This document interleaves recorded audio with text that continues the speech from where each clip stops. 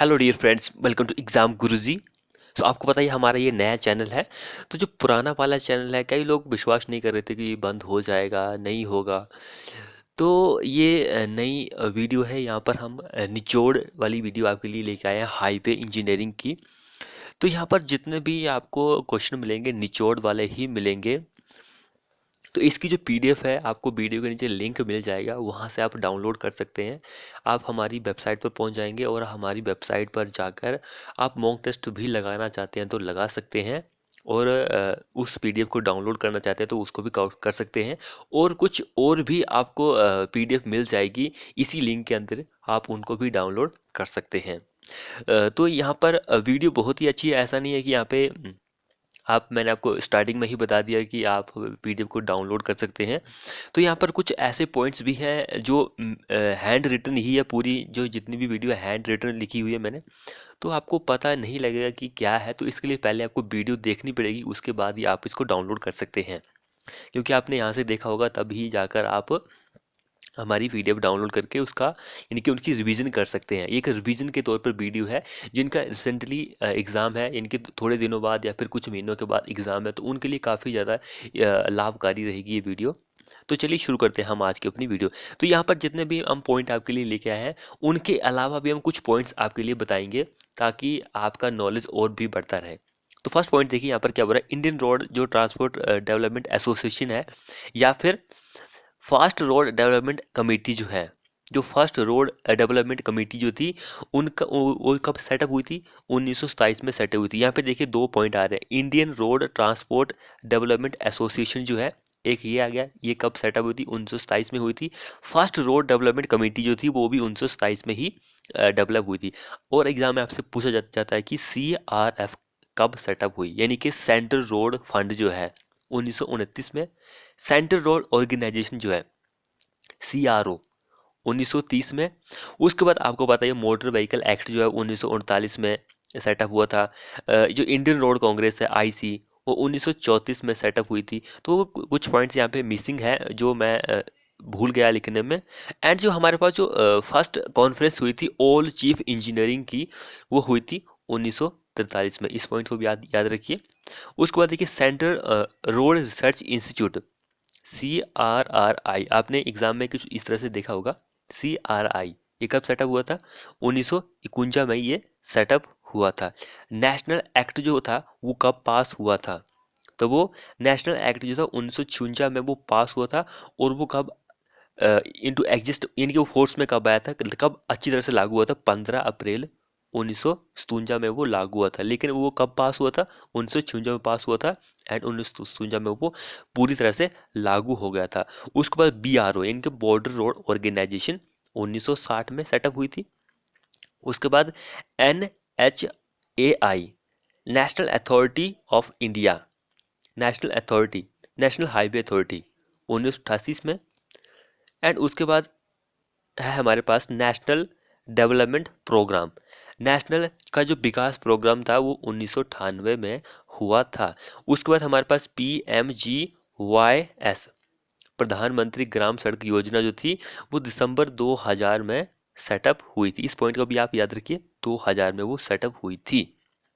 तो ज़्यादातर हो सकता है कि यहाँ से भी क्वेश्चन वैसे पूछा जाता नहीं है, लेकिन आपको फिर भी ये पता होना चाहिए, क्योंकि हाईवे इंजीनियरिंग में मोस्टली क्वेश्चन यहाँ से पूछे जा सकते हैं कि कौन सी ऑर्गेनाइजेशन कब सेटअप हुई थी, यानी कि उसका स्थापना जो है कब हुई थी। तो यहाँ से क्वेश्चन जो है पूछा जा सकता है। एक एग्जाम में क्वेश्चन पूछा गया था शायद, मॉडल स्प्लिट जो थी, is a process of. Model split एक प्रोसेस है, किसकी प्रोसेस है ये? मॉडल स्प्लिट जो है एक किसकी प्रोसेस है? तो ये प्रोसेस है separation the fast and slow mode जो होते हैं, इनकी जो फास्ट एंड स्लो मोड जो होते हैं, उन दोनों को सेपरेट करने की एक प्रोसेस है। मॉडल स्प्लिट जो प्रोसेस है, एक फास्ट एंड स्लो मोड जो है उसको सेपरेट करने की एक प्रोसेस है। इस पॉइंट को आप याद रखिए, यहाँ पे इंक्लूड नहीं कर पाया मैं। उसके बाद बहुत सारे एग्जाम में क्वेश्चन पूछे जा सकते हैं कि हमारे पास रोमन रोड थी पहले। अभी इंडिया में तो रोड जो है वो कोई और नाम दिया गया, लेकिन पहले की जो ओल्ड रोड थी, यानी कि जो पुरानी सड़कें थी, उनको हम रोमन रोड बोलते थे कई जगह ट्रेसागस्ट रोड बोलते थे, तो कई जगह टेलफर्ड रोड बोलते थे, मैकाडैम भी रोड बोल सकते थे हम। तो इस तरह से हमने रोड को डिवाइड किया था। जो हमारे पास पुरानी वाली सड़कें थी तो उनकी यहाँ पे थिकनेस विड्थ ये भी पता होनी चाहिए आपको। तो रोमन रोड जो थी उसकी थिकनेस जो होती थी, यानी कि कितनी मोटी थी वो 0.75 मीटर से लेकर 1.2 मीटर इतनी मोटी होती थी वो। अगर उसकी हम विड्थ यानी कि कितनी चौड़ी थी वो, यानी कि व्हीकल आपको पता ही है अभी जो मैक्सिमम जो व्हीकल की विड्थ होती थी वो 2.44 अभी होती है। तो इनकी विड्थ की बात है कितना चौड़ा हो सकता था। तो 2.2 से लेकर 2.5 उसकी विड्थ होती रोमन रोड की। उसके बाद जो हम आपको पता है कि जो स्टोन्स वगैरह यूज करते थे वहाँ पर, तो उसके लिए जो मोटार रहता था, इनके बाइंडिंग मटेरियल जो रहता था वो लाइम मोटार रहता था। बाइंडिंग मटेरियल जो था वो हम लाइम मोटार उस टाइम पत्थर को जोड़ने के लिए इनके बाइंडिंग मटेरियल के रूप में रोमन रोड में हम यूज करते थे।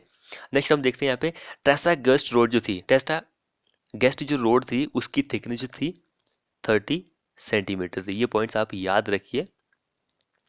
तो इसका मेन फीचर यही था, यानी कि एग्जाम में क्वेश्चन ये पूछा गया है कि जो टेसा गेस्ट रोड थी उसका मेन फीचर क्या था। इसका मेन फीचर यही था कि इसकी जो थिकनेस थी, यानी कि टोटल थिकनेस जो थी इसकी 30 सेंटीमीटर थी। ऐसा नहीं है कि first layer, second layer, third layer, इस तरह से कुछ नहीं था कि सब ग्रेड है, कि सब बेस है फिर बेरिंग्स कोर्स है, ऐसा कुछ नहीं था वहाँ पर। वहाँ पर सिर्फ इन्होंने 30 सेंटीमीटर की एक थिकनेस प्रोवाइड करते थे। विड्थ जो थी वो 2.7 मीटर थी। अब यहाँ पे क्रॉस स्लोप भी आ जाता है। क्रॉस स्लोप की अगर हम यहाँ पे बात करें तो 1/20 था। तो 1/20 से याद आया, एग्जाम में परसेंटेज पूछा जाता है। जैसे कि मान के चलो कि आपसे इसका परसेंटेज पूछा है कि ट्रेसा गेस्ट जो रोड थी उसका जो क्रॉस स्लोप था वो कितना परसेंट था, ये भी आपको पता होना चाहिए।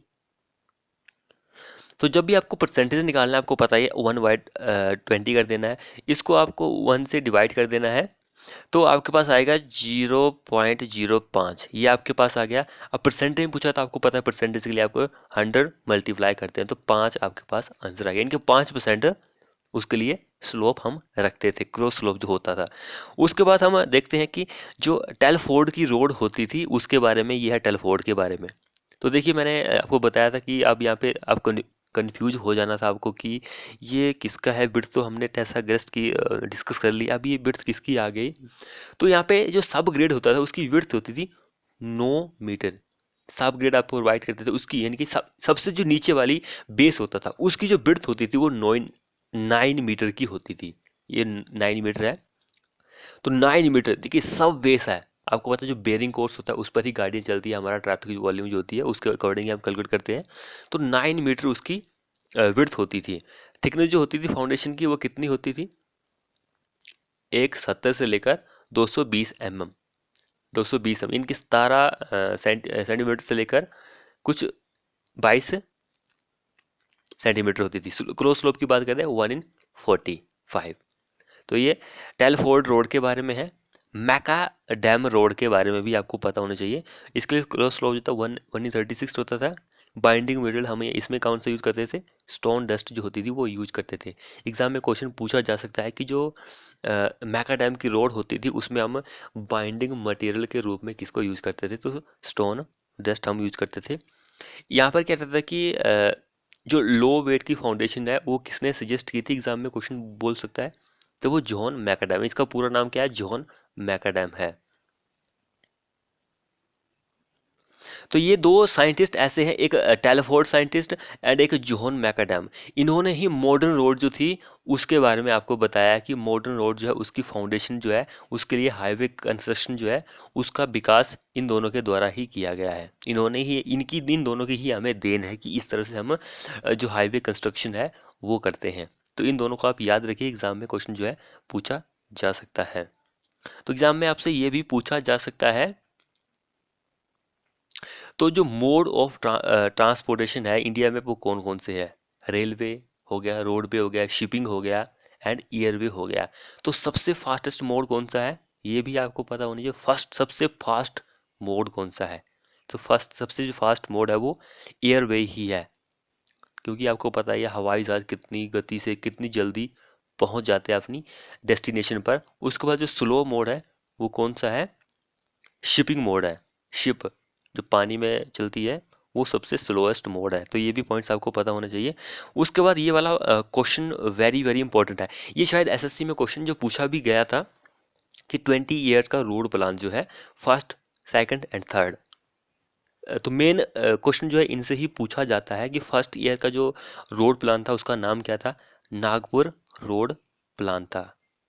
तो इसका जो पैटर्न था वो क्या था, स्टार एंड ग्रिड इसका पैटर्न था, स्टार एंड ग्रिड इसका पैटर्न था। तो इसका जो ईयर था ये भी आपको पता होना चाहिए, कौन से सन से कौन से सन तक रहा ये, 1943 से लेकर 1963 तक ये रहा। तो फ्रेंड्स हमने एक पोल बनाया है एसएससी जेई में, क्या जनरल कैटेगरी जो है वो रिजर्व कैटेगरी की तरह ही उनको छूट मिलनी चाहिए या फिर नहीं। आप वीडियो के नीचे लिंक दिया हुआ है, उस लिंक पर जाकर उस पोल लगा सकते हैं कि मिलनी चाहिए या फिर नहीं मिलनी चाहिए। क्योंकि आपको पता है कि जनरल कैटेगरी में भी जो गरीब लोग हैं, जैसे कि बीपीएल वाले हैं, आईआईडीपी वाले, वो भी आते हैं। तो उनके लिए फीस अफोर्ड करना या फिर उनको छूट नहीं मिलती है, तो क्या ये सही है या फिर गलत है। तो इसके बारे में आप अपनी राय दे सकते हैं। पोल लगा बनाया हुआ है हमने, तो वीडियो के लिए लिंक दे दूंगा मैं, उस लिंक पर आप क्लिक करके आप पोल लगा सकते हैं। एंड 2-3 पोल और भी है। तो उस पोल जब लिंक पर आप क्लिक करते हैं तो उसके उस पोल पर लगाने के बाद नीचे और भी लिंक आते हैं, तो उस पर आप क्लिक कर सकते हैं कि आईआरडीपी जो है उनको भी रिजर्व कैटेगरी की तरह छूट मिलनी चाहिए या फिर नहीं। एसएससी जेई में, या फिर एक पोल ये भी, एसएससी जेई में टेक्निकल ही सिलेबस आना चाहिए या फिर नॉन टेक्निकल भी आना चाहिए। तो आप अपनी राय जो है वो दे सकते हैं। उसके बाद देखिए यहाँ पे सेकंड 20 ईयर का प्लान क्या बोलता है। इस प्लान का क्या नाम था, बॉम्बे रोड प्लान। इसका ईयर क्या था, 1961 से लेकर 1981 इसका ईयर था। उसके बाद लखनऊ प्लान है, तो ये लखनऊ थर्ड ईयर प्लान है, ये थर्ड 20 ईयर प्लान है लखनऊ रोड प्लान। इसका ईयर भी आप देख लीजिए, 1981 से लेकर 2001। तो इसका जो पैटर्न था वो रेक्ट एंगुलर पैटर्न था, रेक्ट एंगुलर पैटर्न था। पॉइंट्स, ये दोनों पॉइंट्स आपको पता होने चाहिए।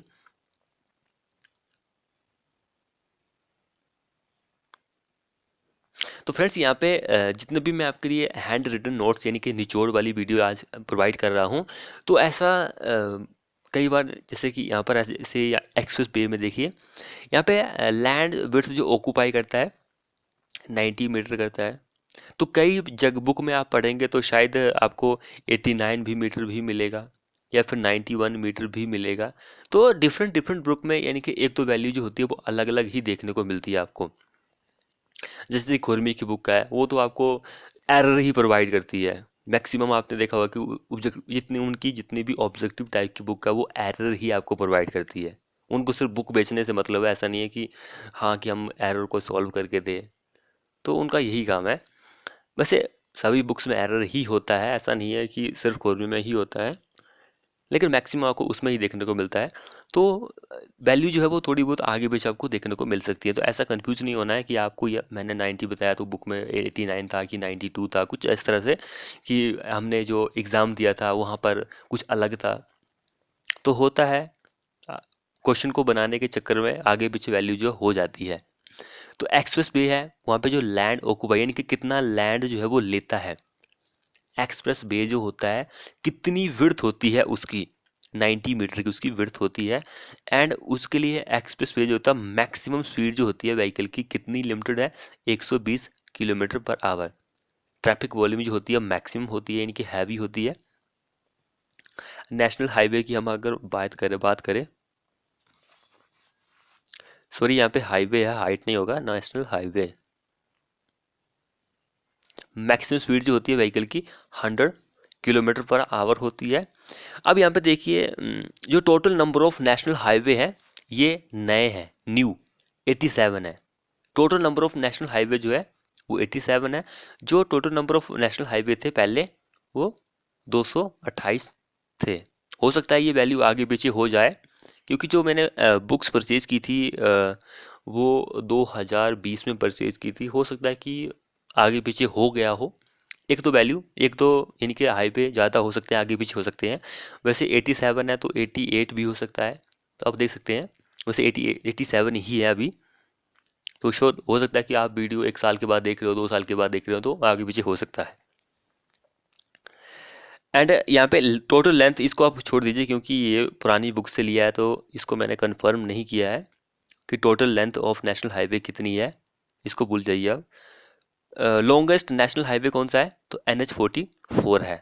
शॉर्टेस्ट कौन सा नेशनल हाईवे, NH47A। दोनों पॉइंट को याद होना चाहिए आपको। ये जीके में क्वेश्चन पूछा जा सकता है, ऐसा नहीं है कि सिविल में पूछा जा सकता है। स्टेट हाईवे जो होता है उसकी स्पीड लिमिट कितनी होती है, 80 kilometre per hour. Major district road जो होती है 60 से लेकर 80 kilometre per hour. Other district road जो होती है 50 से 60 kilometre per hour. Village road जो होती है वहाँ पे स्पीड लिमिट 40 से लेकर 50 किलोमीटर होती है पर आवर।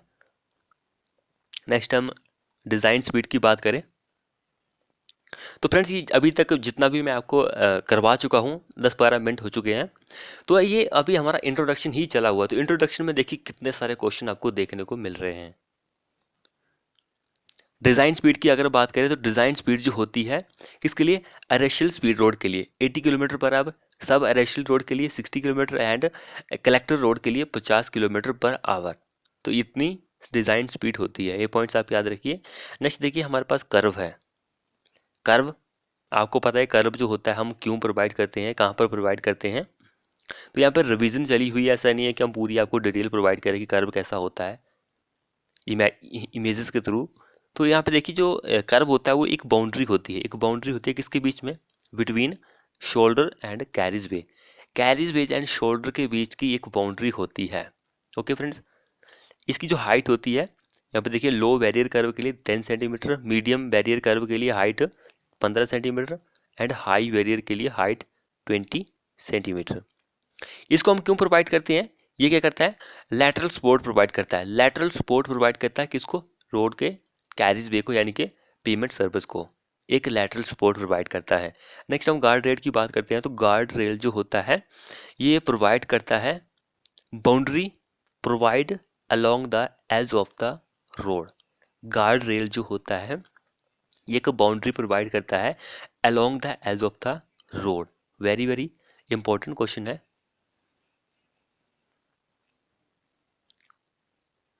नेक्स्ट देखिए इसकी जो डिस्टेंस होती है 3 मीटर होती है फ्रॉम शोल्डर एज।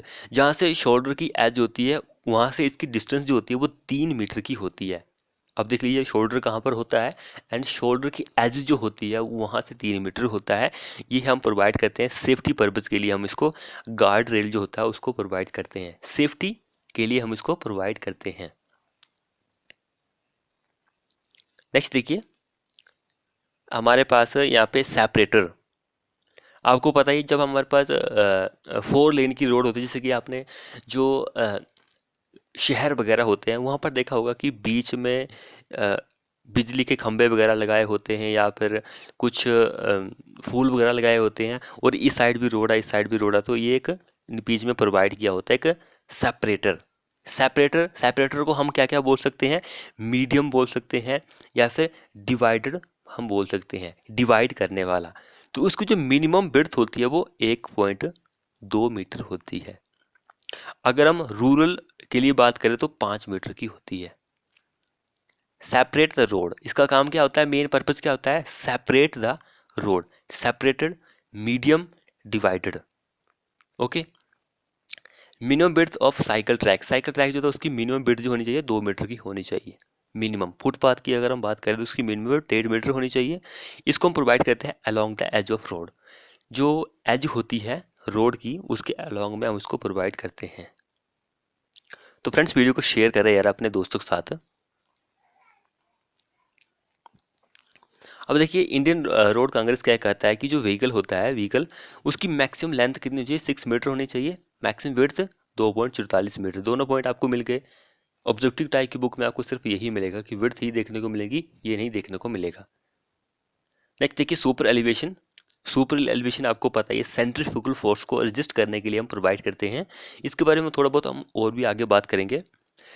इसके लिए इक्विलिब्रियम सुपर एलिवेशन कितनी होती है, तो ये V²/127 R होती है। And maximum rate of elevation कितना होता है, V²/225 आर। अगर आपसे सुपर एलिवेशन का फॉर्मूला पूछा जाए सिंपली, तो आपका आंसर ये वाला होना चाहिए, फर्स्ट वाला, V²/127R। नेक्स्ट क्वेश्चन देखिए, super elevation is 70% of design speed. जो सुपर एलिवेशन होती है डिज़ाइन स्पीड के लिए, वो 70% ऑफ डिज़ाइन स्पीड होती है।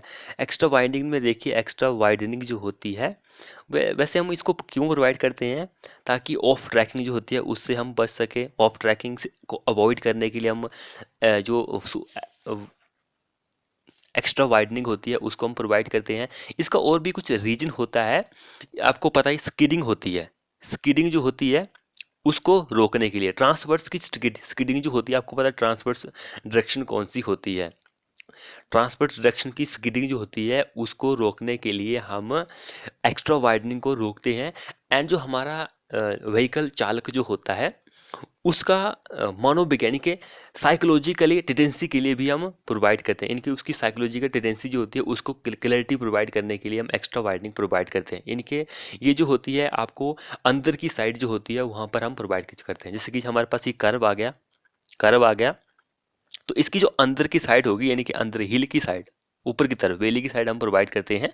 अंदर की साइड हम यहाँ पे प्रोवाइड करेंगे, अंदर की साइड प्रोवाइड करेंगे एक्स्ट्रा वाइडनिंग। यानी कि पहले रोड हमारी कितनी थी, पहले रोड थी हमारी, मान के चलो कि 6 मीटर की थी। एक्स्ट्रा वाइडनिंग करके हमने 7 मीटर की उसको बना दिया। ओके, तो इसके अकॉर्डिंग यहाँ पे क्वेश्चन जो है पूछा गया है।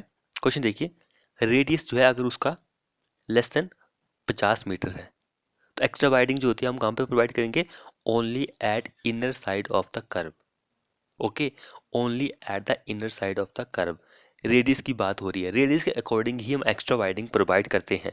अगर हमारा रेडियस जो है 50 से लेकर 150 मीटर तक है, कई बार आपको 50 से लेकर 300 भी मिलेगा यहाँ पर, कई बुक्स में 50 से लेकर 150 है या फिर 50 से लेकर 300 है, तो हाफ जो है आप इनर साइड प्रोवाइड करेंगे एंड हाफ जो है आप outer side of curve provide करेंगे।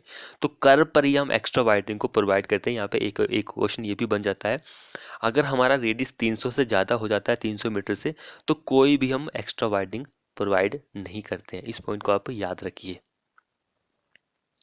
तो मैंने आपको एक्स्ट्रा वाइडनिंग भी क्यों प्रोवाइड करते हैं ये भी मैंने आपको बता दिया। ऑफ ट्रैकिंग जो होती है इससे बचने के लिए हम प्रोवाइड करते हैं। और जो स्किडिंग होती है, ट्रांसवर्स स्किडिंग, जो हमारी रोड होती है उसके बिड्थ के अकॉर्डिंग जो हमारी स्किडिंग होती है उसको रोकने के लिए, एंड हमारा जो चालक होता है, गाड़ी जो चला रहा होता है, उसका दिमाग जो है अच्छी तरह से काम करें कि उसको अच्छी तरह की क्लैरिटी मिल सके कि यार हाँ, मैं इस कर्व पर गाड़ी मोड़ सकता हूँ। इसके लिए हम प्रोवाइड करते हैं, ज़्यादा इसका कोई और रूल नहीं है प्रोवाइड करने का। नेक्स्ट देखिए, ओवर टेकिंग जॉन्स लेंथ, यानी कि ओवर टेकिंग आपको करनी है तो उसके लिए कुछ लेंथ प्रोवाइड किया, यानी कि मिनिमम लेंथ कितनी होनी चाहिए उसके लिए, 3 × OST होनी चाहिए। मैक्सिमम कितनी चाहिए, 5 × OST होनी चाहिए, मैक्सिमम मिनिमम, दोनों पॉइंट आप याद रखिए। नेक्स्ट में देखिए, SSD for single lane for two way traffic is, SSD जो होती है single loan two way traffic के लिए 2 × SSD होती है। रिएक्शन टाइम की अगर हम बात करें, रिएक्शन टाइम बहुत ही इंपॉर्टेंट होता है। रिएक्शन टाइम के लिए SSD के लिए कितना होता है, 2.5 सेकंड होता है, OST के लिए 2 सेकंड होता है, एंड मिनिमम स्पेस के लिए 0.7 सेकंड होता है। अगर हम मैक्सिमम सुपर एलिवेशन की बात करें, अर्बन एरिया के लिए 4%, प्लेन एरिया के लिए 7%, एंड माउंटेन स्टीप के लिए यानी कि हिली के लिए 10% होता है। अब यहाँ पे देखिए, अगर हम हमारे पास जो कर्व है वो हॉरिजेंटल कर्व है, वहाँ पर हमने कोई भी सुपर एलिवेशन प्रोवाइड नहीं की है, तो क्या रहेगा। तो इस पॉइंट को आप ऐसे याद रखिए कि अगर मान के चलो कि हमारे पास ये कर्व है, ये कर्व है, तो यहाँ पर आपको पता है कि हमारा जो हम सुपर एलिवेशन प्रोवाइड करते हैं कि हमारी जो आउटर एज होती है वो थोड़ी सी, यानी कि हाइट, यानी उसकी विड्थ जो होती है वो ज़्यादा होती है जो अंदर की एज के मुकाबले। यानी कि अंदर की एज मान लीजिए आपकी अंदर की ये वाली एज जो है, ये वाली एज जो है वो है, उसकी विड्थ कितनी मोटी है, ये 50 सेंटीमीटर है, टोटल 50 सेंटीमीटर है। और ये आउटर साइड की जो विड्थ है, आउटर साइड की जो बाहर वाली विड्थ है वो है एक 100 सेंटीमीटर ऐसा मान के चलिए। तो अगर हम बाहर वाली को भी 50 ही सेंटीमीटर रखते हैं, अंदर वाली को भी 50 सेंटीमीटर रखते हैं, इनके हमारे पास कोई भी सुपर एलिवेशन हमने प्रोवाइड नहीं की है, तो जब भी आप स्पीड में गाड़ी लेके आएंगे तो क्या होगा, हमारी गाड़ी जो है वो स्किड करेगी, ट्रांसवर्स स्किड करेगी। तो उससे क्या होगा कि हमारा जो बाहर वाला जो व्हीकल होता है, इनके व्हील होता है, पहिया जो होता है, टायर जो होता है, उस पर ज़्यादा प्रेशर पड़ता है अंदर के मुकाबले। अंदर का जो होगा उस पर थोड़ा कम पड़ेगा और बाहर वाले पर ज़्यादा पड़ेगा। तो pressure on outer wheel is more than inner wheel. तो इसको आप भी सोच सकते हैं, अपने दिमाग में सोचिए, अगर ऐसा हो जाए, हम गाड़ी चला रहे हैं तो हमारी गाड़ी मोड़ पर जाएगी, बिल्कुल प्लेन होगा, वहाँ पर कोई भी हमने सुपर एलिवेशन प्रोवाइड नहीं किया। आप फिल्मों में देखते होंगे कई बार, कहीं पर सुपर एलिवेशन नहीं होती है, तो कई बार फेसबुक पे देखिए आप, वहाँ पर बहुत सारी पोस्टें लगाई होती है, सुपर एलिवेशन ना होने की वजह से हमारी गाड़ी कैसे स्किड होती है, ट्रांसवर्स स्किडिंग आपको देखने को मिलती है। तो प्रेशर जो रहेगा आउटर व्हील पर वो ज़्यादा होगा अंदर के मुकाबले। तो मैंने इसको बता दिया था सुपर एलिवेशन हम क्यों प्रोवाइड करते हैं, सेंट्रीफ्यूगल फोर्स को रजिस्ट करने के लिए। एक्स्ट्रा वाइडनिंग जो होती है वो भी हमने आपको बता दिया कि क्यों हम प्रोवाइड करते हैं। तो ये एक्स्ट्रा वाइडनिंग जो होती है कॉम्बिनेशन होता है mechanical extra widening and psychologically width widening का। तो यहाँ पे साइकोलॉजिकल एक्स्ट्रा वाइडनिंग में देख लीजिए, ये किस पे डिपेंड करती है, स्पीड ऑफ व्हीकल। साइकोलॉजिकल, जो साइकोलॉजिकल एक्स्ट्रा वाइडनिंग है वो स्पीड ऑफ व्हीकल पे डिपेंड करती है, एंड इसका फॉर्मूला क्या होता है, V/9.5 अंडर आर, आर जो हमारे पास रेडियस है।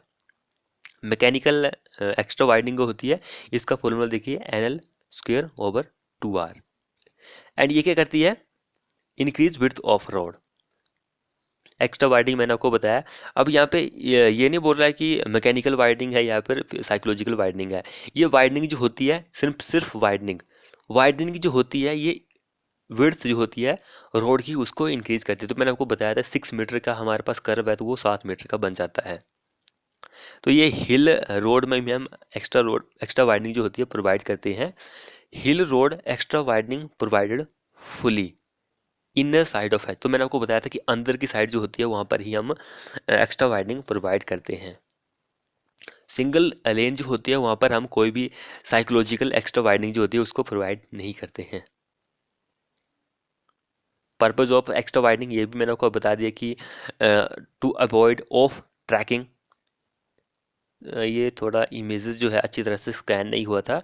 And resist transverse skidding and provide clarity to driver psychological tendency. तो मैंने आपको ये भी बता दिया था।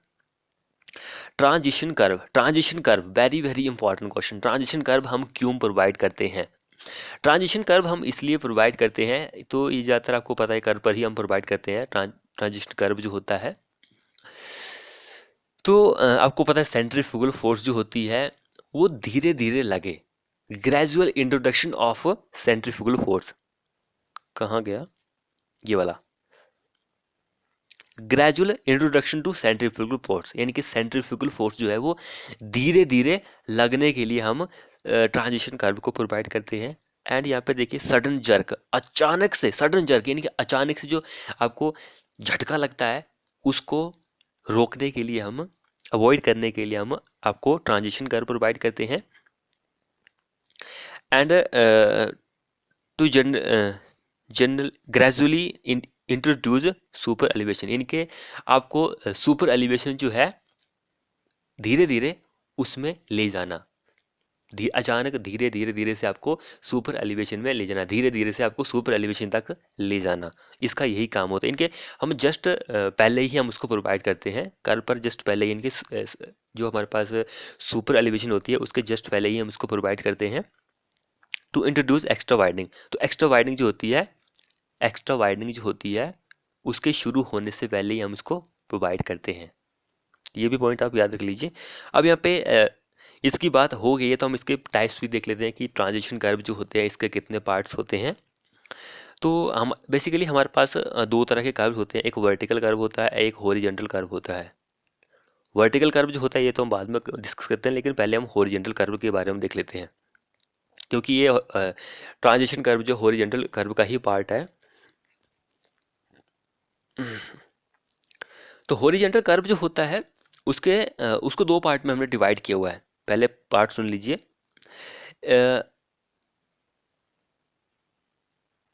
सो हॉरिजॉन्टल, तो हॉरिजॉन्टल कर्व जो होते हैं वो दो तरह के होते हैं, एक सर्कुलर हॉरिजॉन्टल कर्व होता है, एक ट्रांजिशन हॉरिजॉन्टल कर्व होता है। तो दो इसके होते हैं। एम दो जो होते हैं वर्टिकल कर्व के होते हैं, वर्टिकल कर्व। तो वर्टिकल कर्व के कौन कौन से होते हैं? एक सबमिट कर्व होता है, सबमिट कर्व, एक वेली कर्व होता है, वेली कर्व। तो इसके बारे में हम बाद में बात करते हैं कि वर्टिकल कर्व, सबमिट कर्व और वेली कर्व होते हैं, लेकिन सबसे पहले हम यहाँ पे हॉरिजॉन्टल कर्व के बारे में बात कर लेते हैं। हॉरिजॉन्टल कर्व दो तरह के होते हैं, एक सर्कुलर, एक ट्रांजिशन कर्व। तो यहाँ पे जो पार्ट है वो हॉरिजॉन्टल कर्व के दोनों के ही पार्ट हैं। जैसे कि हमने आपको सर्कुलर कर्व बताया, एक ट्रांजिशन कर्व बताया, ये ट्रांजिशन कर्व बताया। सर्कुलर कर्व जो होते हैं उसके भी हमारे पास तीन पार्ट है, तीन पार्ट में डिवाइड किया। एक सिंपल कर्व होता है हमारे पास, सिंपल कर्व। दूसरा होता है कंपाउंड कर्व होता है, कंपाउंड कर्व। थर्ड वन जो होता है रिवर्स कर्व। ये कॉम्बिनेशन होता है दोनों का। एंड यहाँ पे हमारे पास ट्रांजिशन कर्व के बारे में हम बात कर लेते हैं। तो ट्रांजिशन कर्व जो है इसको हमने 4 पार्ट में डिवाइड किया है, 4 पार्ट में हमने ट्रांजिशन कर्व को डिवाइड किया हुआ है। तो इसके जो 4 पार्ट हैं वो ये हैं। ट्रू स्पाइरल, ट्रू स्पाइरल जो है उसको आल्सो नो नाम क्या बोलते हैं? क्रुथॉइड, हम इसको बोलते हैं। नेक्स्ट वन क्यूबिक स्पाइरल बोलते हैं, क्यूबिक पैराबोला, एम एंड लेमिस्टिकेट। तो ये 4 पार्ट है हमारे पास कर्व के, तो ये आपको पता होने चाहिए। नेक्स्ट देखिए वर्टिकल कर्व। तो हम थोड़ा थोड़ा ओवरव्यू ले रहे हैं, बाकी कर्व्स के बारे में ज़्यादातर क्वेश्चन एग्जाम में नहीं पूछा जाता है, लेकिन सिंपली इसके जो पार्ट हैं यहाँ पे क्वेश्चन जो है पूछे जा सकते हैं। सबमिट कर्व जो होता है, सॉरी वर्टिकल कर्व दो तरह के होते हैं, सबमिट कर्व, बेली कर्व। तो सबमिट कर्व जो होता है ये स्क्वायर पैराबोलिक होता है, एंड बेली कर्व जो होता है वो क्यूबिक पैराबोलिक का होता है। एंड सबमिट कर्व की अगर हम बात करें तो ये इसका आइडियल शेप जो होती है वो सर्कल की होती है, एंड इसको डिज़ाइन करते हैं फॉर साइट डिस्टेंस के लिए, हम इसको डिज़ाइन करते हैं। यहाँ से ये क्वेश्चन जो है बन सकता है। नेक्स्ट ये वाले पॉइंट वेरी वेरी इंपॉर्टेंट है। तो इस क्वेश्चन को देखने के बाद मुझे एक माइंड में एक क्वेश्चन याद आया कि मैंने अपनी एक कम्युनिटी जो सेक्शन है वहाँ पर आपके लिए क्वेश्चन प्रोवाइड किया था। तो वहाँ पर क्वेश्चन कुछ इस तरह था कि सडन राइज, यानी कि अचानक से राइज और फॉल पर minute unit length of road, यानी कि अचानक से थोड़ा राइज एंड फॉल आ रहा है per unit length of road में, उसको हम क्या बोलते हैं? वहाँ पर मैंने ऑप्शन आपके लिए प्रोवाइड किए थे, ग्रेडियंट, सुपर एलिवेशन, कैम्बर और अनइवननेस इंडेक्स। तो कई लोगों ने जो आंसर दिया था वो सुपर एलिवेशन था, ग्रेडियंट था, कैम्बर। कैम्बर वैसे एक दो का ही आया है, उतना 1-2% का ही आया है। तो ज़्यादातर जो आंसर है ग्रेडियंट और सुपर एलिवेशन के ऊपर आया था। सुपर एलिवेशन सबसे ज़्यादा आंसर सुपर एलिवेशन के ऊपर से आया था। तो उसका आंसर जो है सुपर एलिवेशन नहीं होगा, क्योंकि अचानक रोड जो है उसकी पर यूनिट लेंथ, यानी कि पर मीटर की जो रोड है उसमें अचानक से राइज और फॉल आ रहा है, तो उसको हम क्या बोलते हैं?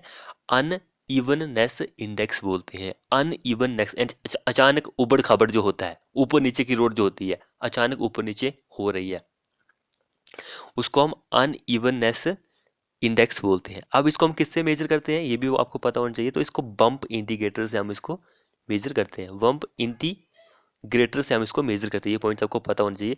अब यहाँ पे वैल्यू होती है, कुछ अच्छी होती है, कुछ बुरी होती है, ये भी आपको पता होना चाहिए। तो बम्प इंडिकेटर जो है इसको जो विकसित किया गया था ये भी आपको पता होना चाहिए, CRRI, central road research institution जो है ऑफ इंडिया का। अब हमारे पास ये रोड का सरफेस है यहाँ पर, एंड ये अनइवननेस इंडेक्स है। अगर हमारा अनइवननेस इंडेक्स जो है बम्प इंडिकेटर पर 1500 से कम है, 1500 mm यानी कि 150 सेंटीमीटर भी आपसे पूछा जा सकता है, यानी कि 1.5 मीटर बनता है, 1.5 मीटर भी आपसे बोला जा सकता है। तो आपको सब कुछ पता होना चाहिए, 1.5 मीटर, 150 सेंटीमीटर, 1500 mm, किलोमीटर, यानी कि 1 किलोमीटर, 1 किलोमीटर में इतना बम्प अनइवननेस इंडेक्स जो है इतना आ रहा है, तो वो हमारा रोड सरफेस क्या रहेगा? अच्छा गुड रहता है। 1500 से लेकर 2500 mm पर किलोमीटर, तो वो सेटिस्फैक्ट्री होता है, इनकी सेटिस्फाई है, संतोषजनक है, हम मान सकते हैं संतोषजनक है। अगर 1 किलोमीटर में 2500 से लेकर 3200 mm है तो वो वेरी बैड, बहुत ही गंदा है। अगर 3200 से ज़्यादा है तो वो अनकंफर्टेबल है, असुविधाजनक। तो ये आपको सारे पॉइंट्स पता होने चाहिए एग्जाम में। इस वैल्यू से ही क्वेश्चन जो है एग्जाम में पूछे जाते हैं। ऐसा नहीं है कि आपको रट्टा मार लिया कि कैम्बर जो है हम इसको पानी को ड्रेन ऑफ करने के लिए प्रोवाइड करते हैं, ये ट्रांसवर्स स्लोप की तरफ हम इसको प्रोवाइड करते हैं। ये पॉइंट आप याद रखिए जो मैंने बोला, कैम्बर क्यों प्रोवाइड करते हैं। ट्रांसवर्स डायरेक्शन में, ट्रांसवर्स स्लोप जो होता है रोड में हम प्रोवाइड करते हैं उसको हम कैम्बर बोलते हैं। ये पॉइंट्स भी आपको पता होना चाहिए। तो कैम्बर से ही एक और क्वेश्चन बनता है, उस क्वेश्चन को भी सुन लीजिए। अगर आपसे ये पूछा जाए कि minimum longitudinal slope is provided for, minimum longitudinal slope जो होता है वो हम प्रोवाइड करते हैं फॉर, किसके लिए प्रोवाइड करते हैं, तो हम उसको प्रोवाइड करते हैं ड्रेनेज पर्पज़ के लिए। तो ड्रेनेज पर्पज़ के लिए हम इसको प्रोवाइड करते हैं, ये भी आपको पता होना चाहिए। एंड इसका जो फ्लो होता है वो कैसा होता है, जो मिनिमम लॉन्गिट्यूडनल स्लोप जो होता है उसका जो फ्लो होता है वो ग्रेविटी फ्लो होता है, ग्रेविटी फ्लो होता है, क्योंकि वहाँ पर आपको किसी फोर्स लगाने की ज़रूरत नहीं है। स्लो प्रोवाइड किया तो ग्रेविटी फ्लो ही वहाँ पे काम करेगा, ज़्यादा सोचने की ज़रूरत भी नहीं है आपको। अगर हम यहाँ पे एक और बात करें कि मिनिमम लॉन्गिट्यूडनल स्लोप जो होता है वो होना चाहिए, कैसा होना चाहिए, तो वो 2 into camber, 2 times of camber होना चाहिए। 2 टाइम्स यानी कि 2 टाइम्स कैम्बर से 2 गुना ज़्यादा होना चाहिए मिनिमम लॉन्गिट्यूडनल स्लोप जो होता है। अब ये वाला क्वेश्चन वेरी वेरी इंपॉर्टेंट है, क्योंकि कई लोग क्या है कि इस वैल्यू को भी याद करते हैं, परसेंटेज को भी याद करते हैं। अरे भाई इस परसेंटेज को आपको याद करने की ज़रूरत नहीं है। क्यों, ये भी मैं आपको बता देता हूँ।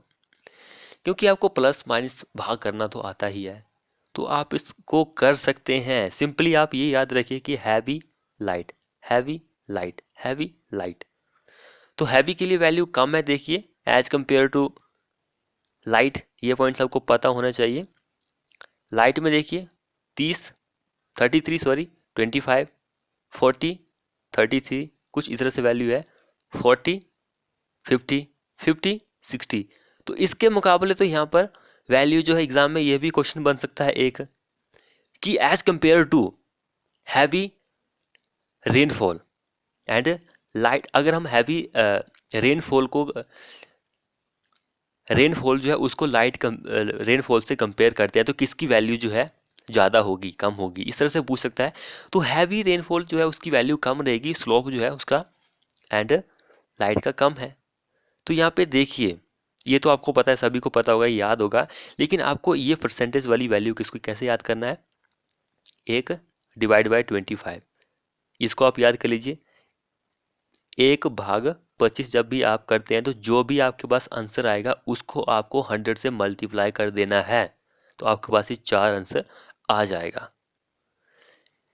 जब आप इसको करते हैं 0.04 आएगा, इसको मल्टीप्लाई करना आपको 100 से, परसेंटेज में निकालना तो आपको पता है परसेंट, 100 से आप मल्टीप्लाई करते हो तो 4% आपके पास वो वैल्यू आ जाएगी।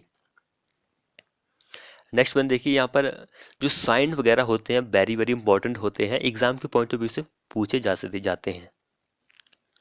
मेन अब यहाँ पे क्वेश्चन आता है एग्जाम में, ये तो हमने डिज़ाइन है, सॉरी साइन है, रेगुलेटरी साइन होता है जिसको हम मैंडेटरी साइन बोलते हैं, वार्निंग साइन होता है, इन्फॉर्मेटरी साइन होता है जिसको हम गाइड साइन बोलते हैं।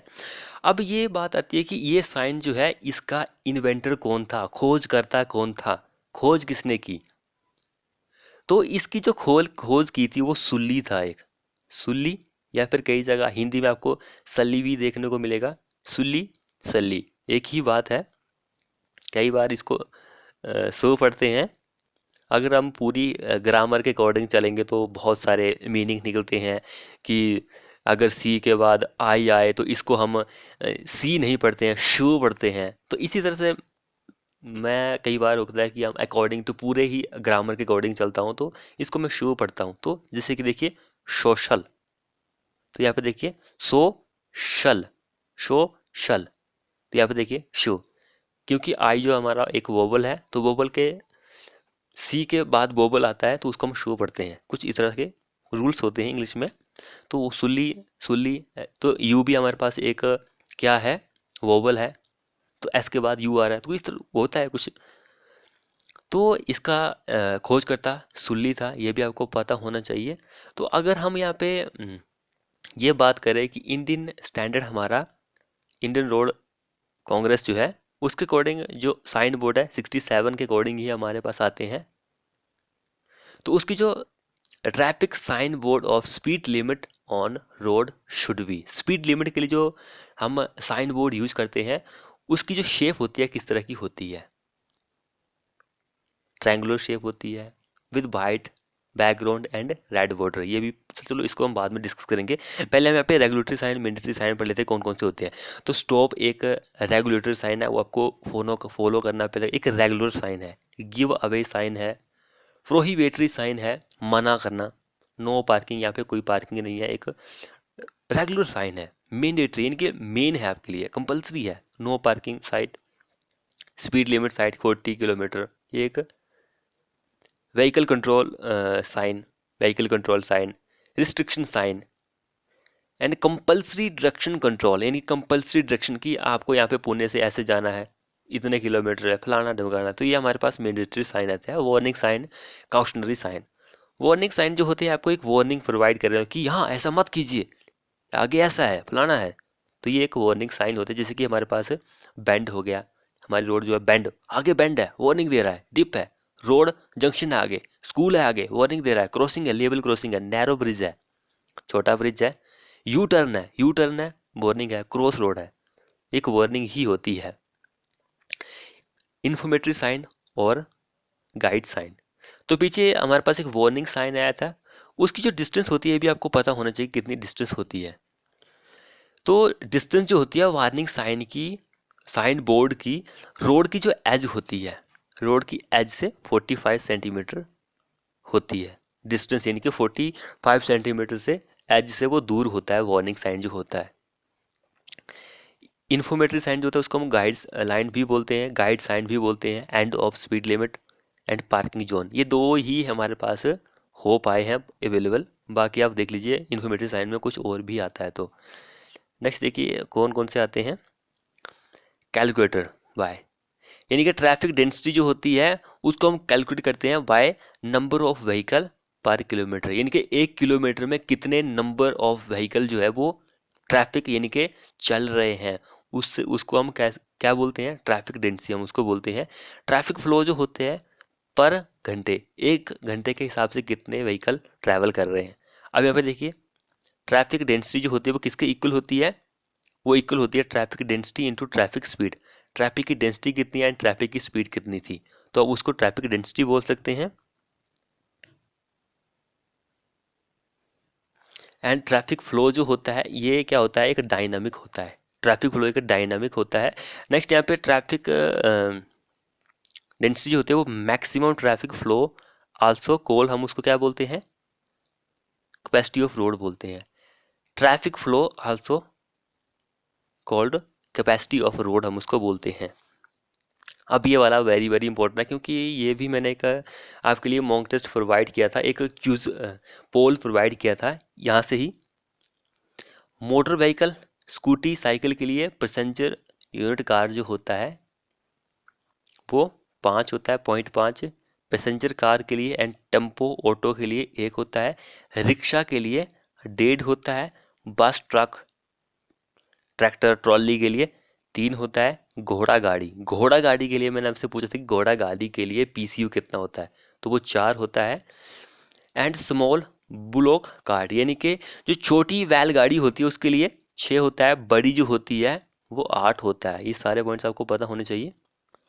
पीसीयू क्यों इंपॉर्टेंट है, क्योंकि पीसीयू इसलिए इंपॉर्टेंट है क्योंकि हम जो ट्रैफिक की वॉल्यूम होती है उसको हम कैसे एक्सप्रेस करते हैं, पीसीयू के अकॉर्डिंग ही हम इसको, ट्रैफिक की जो डेंसिटी होती है, ट्रैफिक वॉल्यूम जो होती है, ट्रैफिक की वॉल्यूम, कितनी वॉल्यूम ऑफ जो गाड़ियां हैं कितनी ट्रैफिक कर रही है, इसको हम इसमें ही एक्सप्रेस करते हैं, पीसीयू में एक्सप्रेस करते हैं। ये पॉइंट आप याद रखिए। अब यहाँ पे पार्किंग स्टडी की बात आती है, वेरी वेरी इंपॉर्टेंट चैप्टर है ये। अब आपको ये पता होना चाहिए कि पार्किंग स्टडी हम क्यों करते हैं, पार्किंग की स्टडी का नॉलेज हमें क्यों होना चाहिए, क्या हेल्प करता है हमें ये।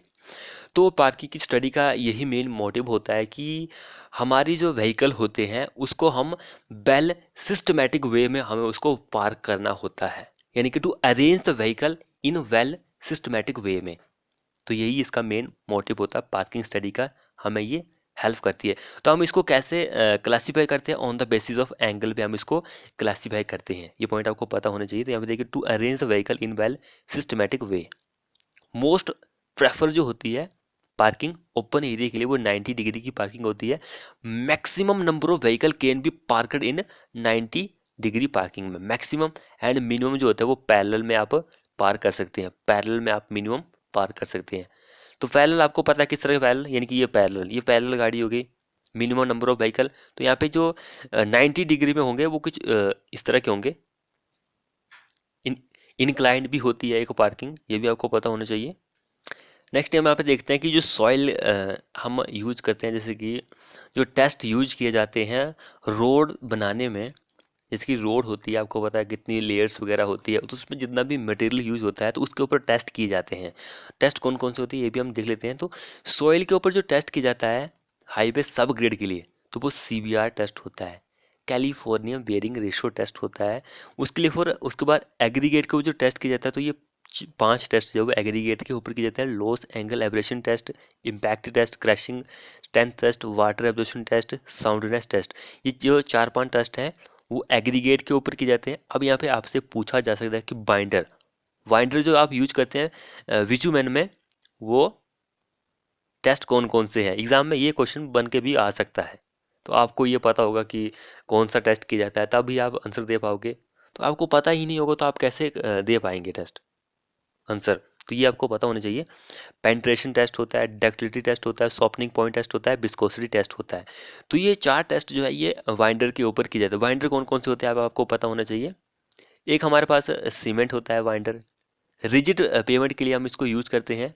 सीसी सीमेंट कंक्रीट का जो पेमेंट्स होता है उसके लिए हम यूज़ करते हैं।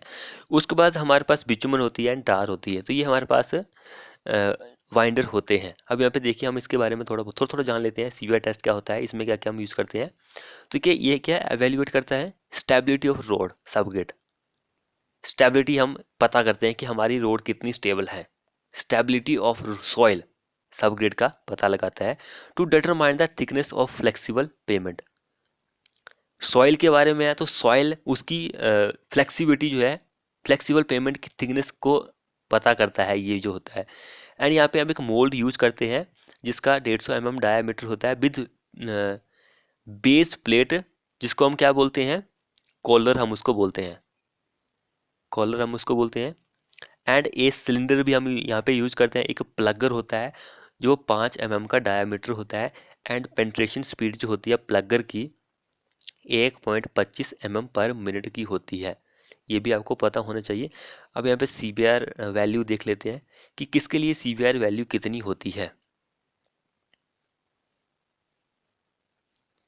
प्लास्टिक के लिए 0 से लेकर 5 होती है, सिल्टी के लिए 4 से 8 होती है, सैंडी के लिए 6 से 20 होती है।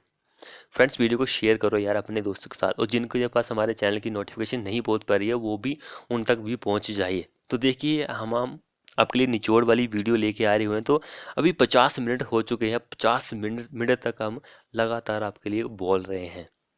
वेल ग्रेवल सैंड के लिए 20 से लेकर 50 होती है। वेल ग्रेडेड ग्रेवल के लिए, यहाँ पे सैंड तक ग्रेवल है, 40 से 80 होती है। क्रशर रॉक के लिए 80 से 100 होती है। सो हम यहाँ पे पीछे थोड़ा सा और भी कुछ डिस्कस कर लेते हैं।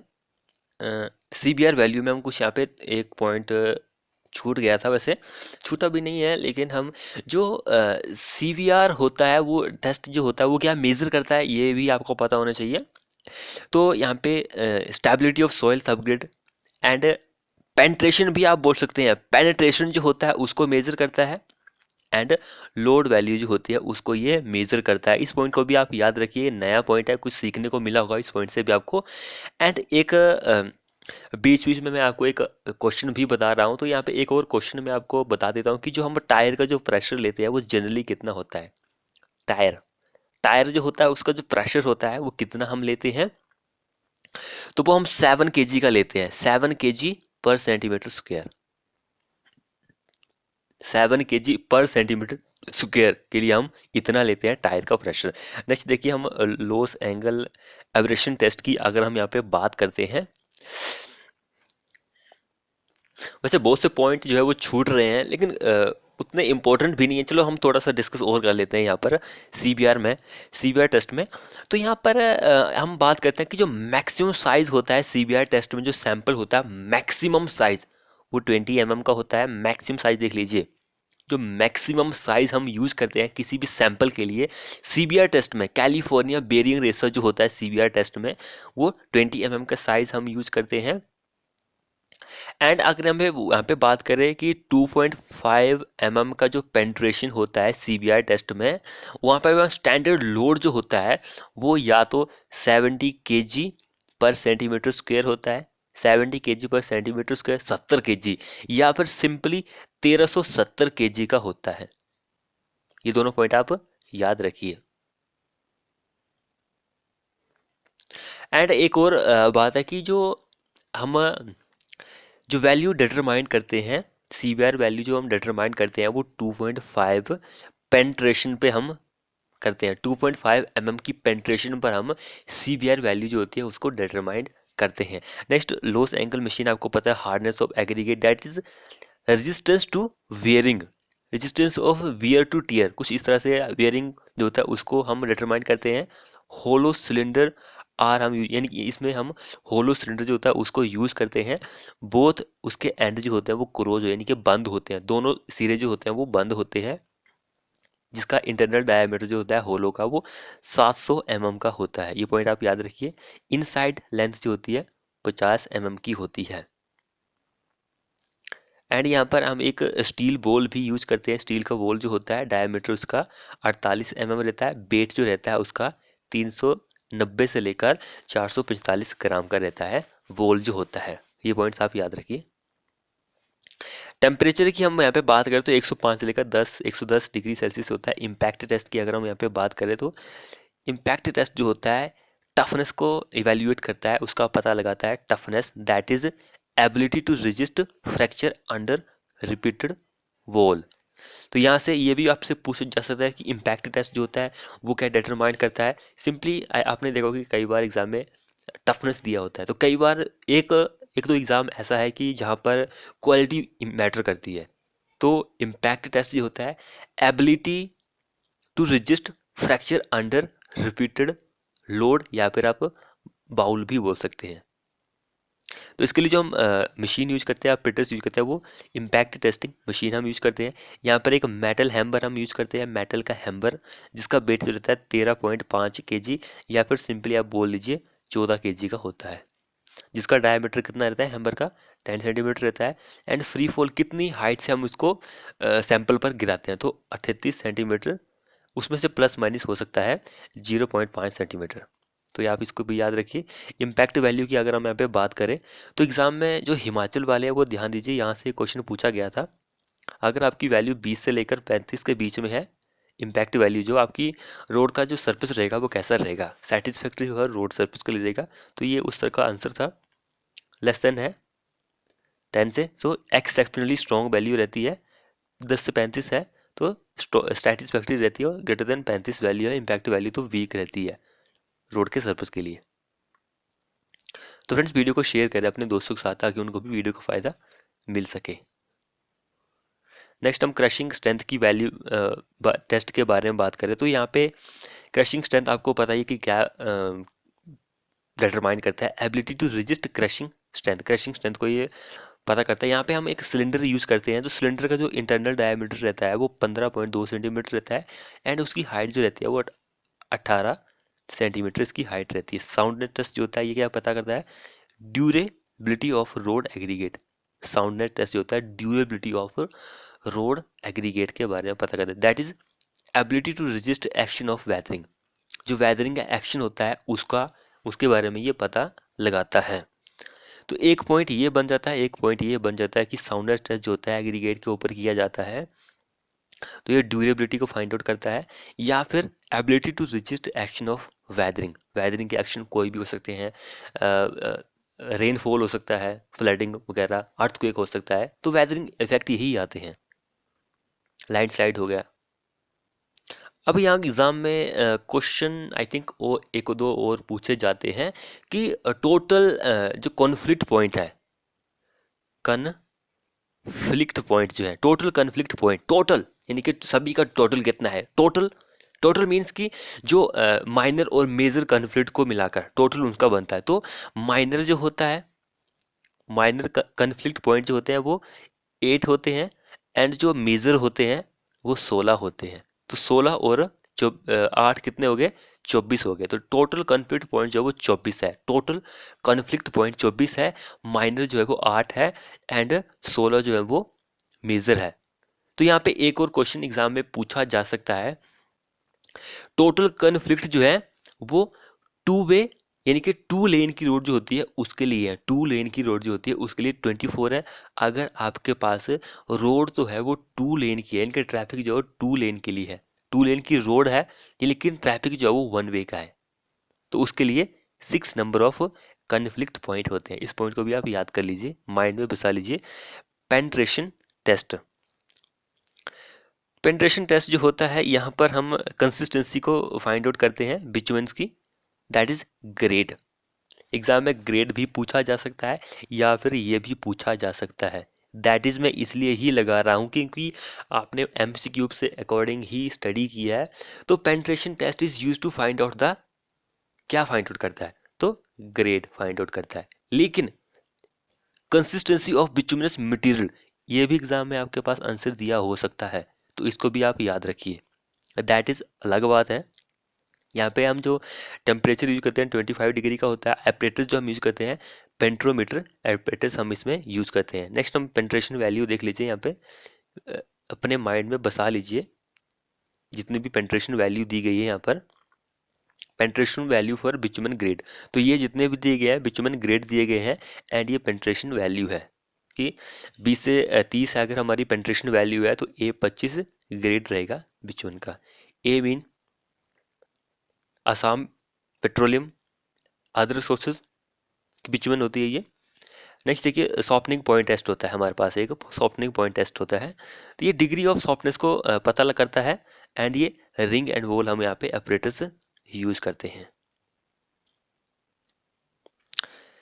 एक और मैं आपको पॉइंट बता देता हूँ, एक एंगुलैरिटी नंबर होता है, एंगुलैरिटी नंबर। एंगुलैरिटी नंबर जो होता है वेल कंपैक्ट किया हुआ, वेल कंपैक्टेड स्टेट जो होती है उसके लिए एंगुलैरिटी नंबर होता है। तो वो 0 से लेकर 11 होता है। इस पॉइंट को भी आप याद रखिए, 0 से लेकर 11 उसका एंगुलैरिटी वैल्यू होती है। वैसे बहुत सारे जो क्वेश्चन है वो छूट चुके हैं, लेकिन वो मैं आपको वीडियो का लिंक दे दूंगा। वीडियो के नीचे आप हमारी वेबसाइट पर पहुंच जाएंगे डायरेक्टली, तो वहां से आप जो है कॉपी कर सकते हैं। लेकिन आपको ये वीडियो देखना भी बहुत ही ज़रूरी है, ऐसा नहीं कि वीडियो आपने मिस कर दी। नेक्स्ट नेक्स्ट देखिए विस्कोसिटी टेस्ट। विस्कोसिटी टेस्ट जो होता है optimum value of fluidity of bitumen winder. इस यहाँ पे हम ओरिफिस विस्कोमीटर को यूज करते हैं। क्या डिटरमाइन करता है, ये विस्कोसिटी को डिटरमाइन करता है किसकी, टार कटवैग इन सेकंड में। विस्कोसिटी की वैल्यू जो आती है वो सेकंड में आती है, सेकंड में आती है। Okay, that is resistance of flow को ये मेजर करता है। विस्कोसिटी जो होती है रेजिस्टेंस ऑफ फ्लो को मेजर करता है। डक्टिलिटी टेस्ट, ये क्या होता है, stretching and adhesive property of bitumen को डिटरमाइन करता है। टेम्परेचर यहाँ पर 27 डिग्री सेल्सियस रहता है। रेट ऑफ फॉल जो रहता है 50 पर मिनट इसका रेट ऑफ फॉल रहता है। मिनिमम डक्टिलिटी वैल्यू जो होती है जो हम ऑब्टेन करते हैं फ्रॉम असम पेट्रोलियम से बहुत ही कम होती है, 5 से लेकर 15 होती है। अदर सोर्सेज जो हम मिनिमम डक्टिलिटी वैल्यू लेते हैं वो 50 से लेकर 75 सेंटीमीटर हम लेते हैं। तो यहाँ पर हमारे टेस्ट जो हैं जितने भी टेस्ट थे वो सारे खत्म होते हैं। थोड़े जो पॉइंट पॉइंट है वो हमने लिए हैं, मेन मेन पॉइंट जो थे एग्ज़ाम के पॉइंट ऑफ व्यू से। बाकी हमें ज़्यादा लेंथी थ्योरी पढ़ने की ज़रूरत नहीं है कि क्या टेस्ट कैसे करते हैं। तो एग्ज़ाम में ये नहीं पूछता है कि टेस्ट कैसे करते हैं। कई बार होता है कि चांस रहते हैं लेकिन उतने नहीं रहते हैं, वैसे वैल्यू ही रहती है कि फ्री फॉल कितना रहता है डक्टिलिटी में। इस तरह के ही क्वेश्चन पूछे जाते हैं।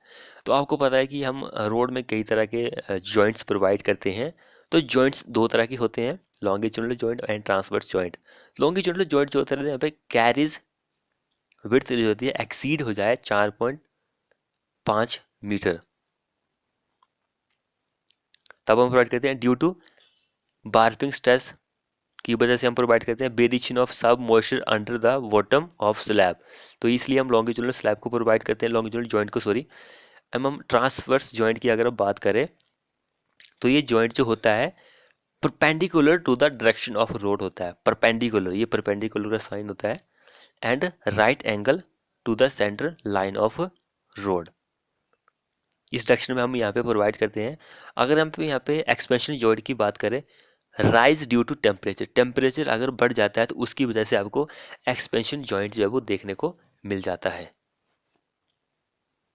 अब यहाँ पे देखिए एक्सपेंशन जॉइंट आ गया, तो इसको हम टेम्परेचर बढ़ने के कारण ही हम प्रोवाइड करते हैं। कहाँ पे प्रोवाइड करते हैं? एट ए डिस्टेंस 50 से लेकर 120 मीटर की डिस्टेंस पर हम इसको प्रोवाइड करते हैं। एंड इसमें हम एक डोबल बार प्रोवाइड करते हैं। तो डोबल बार जो होती है हम इसको लॉन्गिट्यूडिनल डायरेक्शन में प्रोवाइड करते हैं। जितनी भी बार्स होती है आपको पता है कि रिजिड पेमेंट में हम इसको प्रोवाइड करते हैं, रिजिड पेमेंट में। तो डोबल बार जो होती है इसकी लेंथ कितनी रहती है? 30 से 50 सेंटीमीटर इसकी लेंथ रहती है। डायमीटर जो रहता है 15 से लेकर 20 mm रहता है। सेंटर टू सेंटर स्पेसिंग कितनी रहती है? 30 से 40 यहाँ पे इसकी स्पेसिंग रहती है। अब यहाँ पे देखिए हम एक टाई बार भी हम यूज करते हैं। टाई बार, डोबल बार तो हो गया, डोबल बार को हम लॉन्गिट्यूडिनल डायरेक्शन में प्रोवाइड करते हैं, लेकिन टाई बार जो होती है इसको लैटरल डायरेक्शन में हम इसको प्रोवाइड करते हैं। अब देखिए आपको इसको याद कैसे करना है। ये डोबल बार है, इसको हम लॉन्गिट्यूडिनल डायरेक्शन में प्रोवाइड करेंगे। लॉन्गिट्यूडिनल डायरेक्शन देखने में भी बड़ा लग रहा है, डोबल बार इसके टाइम बार के अकॉर्डिंग देखने में भी बड़ा लग रहा है डोबल बार। तो ये एक ट्रिक बन गई, लॉन्गिट्यूडिनल डोबल बार। टाई बार लैटरल, देखने में छोटा है, लैटरल भी, तो टाई बार। इस तरह से आप इसको सिंक करके याद कर सकते हैं। सो यहाँ पर एक्सपेंशन जॉइंट के बारे में जितनी भी जानकारी दी गई है कई बुक्स में आपको ज़्यादा मिलेगी। जैसे कि इसकी लेंथ 30 से 50 सेंटीमीटर दी गई है, तो कई बुक्स में आपको 40 से लेकर 70 भी देखने को मिल सकती है। डायमीटर जो है 15 से, मैंने 20 बताया, कई में आपको 20 से लेकर 30 भी बोल सकता है। तो ये आपको कंफ्यूज करने के लिए भी हो सकता है। तो डिफरेंट डिफरेंट बुक में आपको डिफरेंट डिफरेंट वैल्यू देखने को मिल जाती है। तो यहाँ पे एक दो पॉइंट मैं आपको बता देता हूँ। अगर हमारा टेम्परेचर जो है वो इंक्रीज हो जाता है तो हम क्या करते हैं? एक्सपेंशन जॉइंट को हम प्रोवाइड करते हैं। अगर हमारा टेम्परेचर इंक्रीज हो रहा है, एक्सपेंशन की जॉइंट को प्रोवाइड करेंगे। अगर हमारा टेम्परेचर जो है डिक्रीज होता है तो उस केस में हम श्रिंकेज जॉइंट जो है उसको प्रोवाइड करते हैं। श्रिंकेज जॉइंट जो होता है उसको प्रोवाइड करते हैं। ओके फ्रेंड्स, एंड यहाँ पे डिज़ाइन थिकनेस जो रहती है, एक्सपेंशन जॉइंट की हम यहाँ पे बात कर रहे हैं, तो एक्सपेंशन जॉइंट की डिज़ाइन थिकनेस जो रहती है वो 2.5 सेंटीमीटर रहती है। इस पॉइंट को भी आप अपने दिमाग में गुत्थी बनाकर देख लीजिए। नेक्स्ट हम यहाँ पे टाई बार के बारे में भी बात की थी। तो टाई बार जो होती है उसके बारे में भी हम यहाँ पे थोड़ी सी बात कर लेते हैं। इसकी लेंथ जो रहती है वो 1 मीटर की रहती है, लेंथ 1 मीटर की रहती है। इसके डायमीटर जो रहता है 12 से लेकर 25 mm का इसका डायमीटर रहता है। ये पॉइंट भी आप याद रखिए। तो डिफरेंट डिफरेंट बुक में आपको डिफरेंट वैल्यू देखने को मिल जाती है। कंस्ट्रक्शन जॉइंट जो होता है prevent formation of surface crack, जो सरफेस क्रैक होता है उसको रोकता है, पैदा होने से रोकता है। इसको हम along the road surface at the distance of 4.5 metre from centre to centre हम प्रोवाइड करते हैं। अब एग्ज़ाम में ये भी क्वेश्चन पूछा जा सकता है कि जो जॉइंट्स होते हैं वो कहाँ पर हम प्रोवाइड करते हैं। तो रिजिड पेमेंट में हम ये जॉइंट्स वगैरह प्रोवाइड करते हैं।